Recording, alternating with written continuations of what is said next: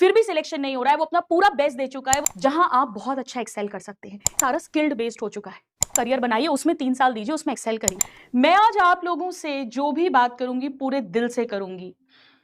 मैं आपको सच बताऊं, जब मेरे पास IOI जो PW का एक डिवीजन है, इंस्टीट्यूट ऑफ इनोवेशन की टीम का कॉल आया और उन्होंने मुझे इस लाइफ के बारे में बताया, जो उनका प्रोग्राम है उसे और डिटेल में बताया, मैं आपको सच कह रही हूं, इससे ज्यादा खुशी मुझे आज तक कोई लाइव सेशन लेने में नहीं हुई। और ऐसा क्यों, वो भी हम अभी थोड़ी देर में बात करेंगे। मैं दिल से जो चीज चाहती थी, अपने स्टूडेंट्स को गाइड करना, काउंसिल करना, वो बात करने का आज मुझे आप लोगों के साथ मौका मिलेगा। तो हम बात कर रहे हैं उन स्टूडेंट्स की। मैं आपको एक सिंपल सा अगर स्टैटिस्टिक्स बताऊं, जो आप सब लोग बहुत अच्छे से जानते हैं, कि नीट के अंदर हर साल ऑलमोस्ट 25 लाख स्टूडेंट्स बैठते हैं।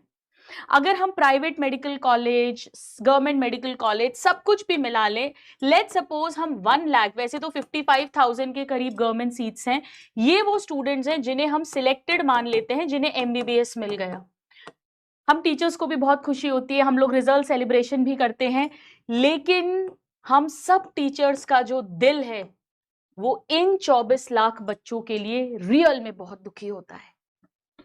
और ये स्टूडेंट्स पूछते हैं कि क्या हम दोबारा ड्रॉप ले सकते हैं। ये वो स्टूडेंट्स हैं जो नीट क्वालिफाई नहीं कर पाते हैं। 1 ड्रॉप, 2 ड्रॉप, 3 ड्रॉप, 4 ड्रॉप, कई बार कुछ और कोर्स ज्वाइन करते हैं, पार्शियल ड्रॉप। बहुत सारा फ्रस्ट्रेशन आने लग जाता है, बहुत सारा एंगर आने लग जाता है। कई सारे स्टूडेंट्स के फैमिली प्रेशर्स बहुत हो जाते हैं, पेरेंट्स ने बड़ी मुश्किल से पैसा इकट्ठा करके उनको पढ़ाया होता है, ऑलरेडी ग्रामीण परिवेश से होते हैं, गरीब परिवेश से होते हैं, उम्र बढ़ रही होती है, एज का टेंशन होता है, ये भी लगता है कि आगे अभी MBBS भी 5.5 साल का है, फिर 2 साल की रूरल पोस्टिंग होगी, फिर 3 साल की PG होगी, तब तक तो कहां उम्र पहुंच जाएगी, कैसे लाइफ मैनेज करेंगे अगर हो भी गया। और ज्यादातर स्टूडेंट्स अपनी जी जान लगाने के बाद भी नीट क्वालिफाई नहीं कर पाते। इसलिए नहीं क्योंकि वो कमजोर है, इसलिए क्योंकि कंपटीशन जबरदस्त तगड़ा है। तो आज हम उन्हीं स्टूडेंट्स की बात कर रहे हैं, इन 24 लाख बच्चों की बात कर रहे हैं कि NEET is not the only option, there is not an optional plan, there is a better plan. मैं आपको सच बता रही हूं, मैं वाकई में सोचती थी कि ऐसा कुछ सेशन कभी मुझे लेने को मिले जहां मैं आप लोगों को काउंसिल कर सकूं, एक ठोस रीजंस के साथ, एक ठोस सॉल्यूशन के साथ, जो आपको आपकी लाइफ में आगे अच्छा करने में हेल्प करे। आइए चलिए आपको बताती हूं, आज बिल्कुल सत्य बात करूंगी मैं, रियलिटी चेक होगा। आप लोग अपना एक पेपर पेन ले लीजिए और आप देखिए आप कहां पर खड़े हैं और आपको जीवन में कहां जाना है। हम आज मिलकर इस बात पर निर्णय करेंगे। बहुत ज्यादा फ्रस्ट्रेशन हो जाता है, ना सिर्फ उस स्टूडेंट का बल्कि उसकी फैमिली का। क्योंकि अगर मैं आपको एक ऑनेस्टली बात बताऊं, देखिए ये सच है कि डॉक्टर जब इंसान बनना चाहता है, उसका एक बहुत बड़ा रीजन जो होता है वो होता है to do service, to serve the people, no doubt, to help the people, to treat the patients. But अगर आप एक कोड देखेंगे, आप किसी की मदद भी तब कर सकते हैं जब आप खुद की मदद करने लायक हो, और आप खुद की मदद करने लायक तब होंगे जब आपके पास एक मिनिमम पैसा होगा, एक मिनिमम इनकम होगी।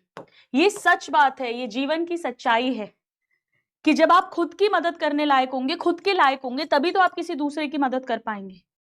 यानी ये बिल्कुल सच बात है कि पैसा होना बहुत इंपॉर्टेंट है लाइफ में, आपकी रिस्पेक्ट के लिए, आपकी बेसिक नीड्स के लिए, आपकी फ्रीडम के लिए, आपकी ग्रोथ के लिए, ना सिर्फ आपकी बल्कि आपकी फैमिली के लिए भी।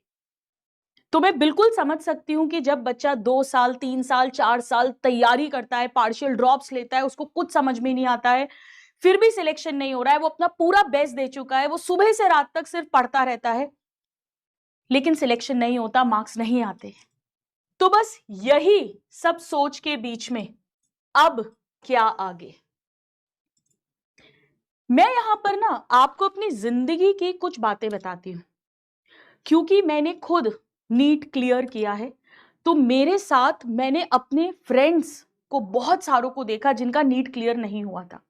जैसे मैं आपको एक एग्जाम्पल बताती हूँ। मेरी एक बहुत क्लोज फ्रेंड है जिसने 3 इयर्स तक ड्रॉप लिया, उसका नीट में सिलेक्शन नहीं हुआ, उसको एमबीबीएस नहीं मिला। 4th ड्रॉप में उसको बीडीएस मिल रहा था, उसने डेंटल लिया और वो आज बहुत सारे एमबीबीएस डॉक्टर से बहुत खुश है। वो कहती है मेरी कोई इमरजेंसीज भी नहीं होती, आराम से हॉलीडेज प्लान करती हूँ।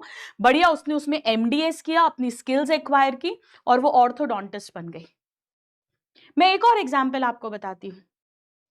मेरे अंकल का बेटा था जो नीट में 2 साल तक उसने ड्रॉप लिया, बट उसने 2 साल में अपनी जी जान लगा दी थी जो उसका बेस्ट है, उसका सिलेक्शन नहीं हुआ।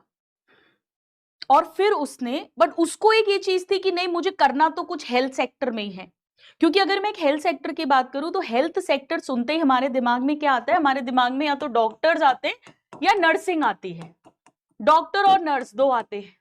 पर डॉक्टर और नर्स के अलावा भी अगर मैं कहूं कि ये 30 to 40% है, तो बचा हुआ 60 to 70% में बहुत सारे और फील्ड्स आते हैं। जैसे मेरे अंकल के बेटे ने लैब टेक्नीशियन बनना चूज किया था।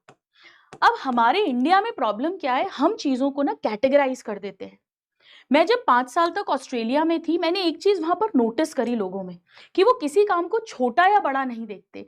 वो हर काम को पूरी स्किल्स के साथ करते हैं, पूरे दिल और ईमानदारी से करते हैं, उसमें एक्सेल करते हैं और उसमें ही उनका करियर बन जाता है, उसमें लाइफ बन जाती है, उनका घर बन जाता है, बीवी बच्चे पल जाते हैं, बढ़िया मजे ले लेते हैं, देश दुनिया भी घुमाते हैं। पर हमारे यहाँ क्या होता है? हमारे यहाँ थोड़ा सा कैटेगराइज कर देते हैं। आपको सच बता रही हूँ, हम काम को छोटा या बड़ा देखते हैं, जो गलत है। स्पेशली आज के टाइम पर पीडब्ल्यू के अंदर तो कितने सारे एग्जाम्पल्स हैं जहां पर उनके टेक में काफी हाई पोजीशंस पर, इवन उनकी वाईटी टीम जो है उसमें हाई पोजीशंस पर ऐसे यंग लोग हैं जिनके पास कोई ऑफिशियली बहुत सॉलिड डिग्री नहीं है, बट उनके पास है स्किल्स। मैं और मेरे हस्बैंड बहुत ये बात करते थे कि एक्चुअली इंडिया को स्किल ओरिएंटेड कोर्सेज की ही जरूरत है। जॉब रेडी काम आना चाहिए, हाथ का काम आना चाहिए। एक कारपेंटर, एक प्लम्बर, एक मिस्त्री, एक गैराज संभालने वाला, ये ज्यादा कमा लेंगे बजाय कि आपके पास ऐसी डिग्री है लेकिन आपके पास कोई स्किल्स नहीं है, कोई जॉब नहीं मिल रहा, कुछ और काम आप कर नहीं सकते हो, इस काम में कंपनी आपको हायर नहीं कर रही है। तो स्किल सबसे जरूरी होती है, आप कुछ भी करो चाहे लाइफ में। तो मैं आपको वही बता रही हूं, लैब टेक्नीशियन या इवन जैसे इंडिया जो है वो डायबिटीज कैपिटल बन चुका है वर्ल्ड का, और डायबिटीज में सबसे ज्यादा इफेक्ट आप जानते हो किडनीज पर होता है। और किडनीज जब खराब हो जाती हैं, क्रॉनिक किडनी फेलियर, तो उसमें डायलिसिस किया जाता है। तो डायलिसिस जो है ये बहुत बूमिंग ब्रांच है। शायद आप लोगों को पता नहीं होगा, एज अ डॉक्टर मैं ये बात जानती हूँ कि डायलिसिस लैब टेक्नीशियंस जो होते हैं, हमारी जो रिपोर्ट्स होती हैं, ब्लड कलेक्ट करने जो आते हैं, उसके बाद जो हमारी रिपोर्ट बनती है, बेटा उस रिपोर्ट के बेसिस पर ही तो हम डॉक्टर्स डायग्नोसिस प्रूफ करते हैं। वो जो रिपोर्ट पे फाइनल साइनिंग अथॉरिटी होती है वो सीनियर लैब टेक्नीशियंस ही होते हैं। इवन जो रेडियोलॉजिस्ट होते हैं, एक तो डॉक्टर होता है रेडियोलॉजिस्ट, पर जो सीटी स्कैन है, एमआरआई है, कोई डॉक्टर थोड़ी ना परफॉर्म करता है। वो जो टेक्नीशियंस पूरा CT scan, MRI, X-rays perform करते हैं, जो रेडियोलॉजी की बूमिंग फील्ड है। End of course OT technicians के बिना तो हम डॉक्टर्स लाइफ इमेजिन ही नहीं कर सकते हैं।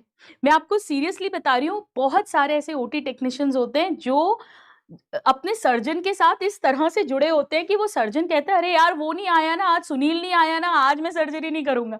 Of course I am just kidding, पर वो इतना कंफर्टेबल हो जाते हैं क्योंकि उसे ओटी के बारे में एक एक चीज पता है।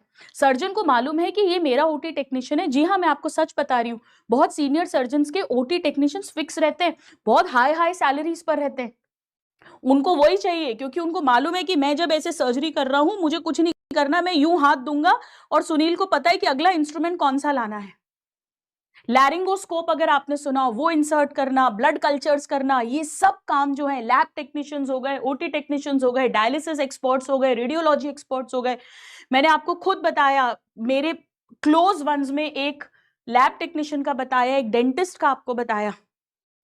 और हम तो अपने हॉस्पिटल में इन लोगों के साथ, मतलब हमारा एक जो सर्जन्स का रूम है, ओटी रूम है, वहां सब आपस में बैठते हैं, हंसते हैं, खेलते हैं, खाते हैं, एक दूसरे के घर जाते हैं। तो मैं आपकी एक सोच ये बताना चाहती हूँ कि बेटा, being a doctor is not the end of the world. आप सबको पता है, मेरा एक बहुत ही प्यारा दोहा है, कबीरदास जी ने जो कहा था कि सहज मिले सो दूध है, मांग मिले सो पानी, कहत कबीर व रक्त है जामे खींचा तानी।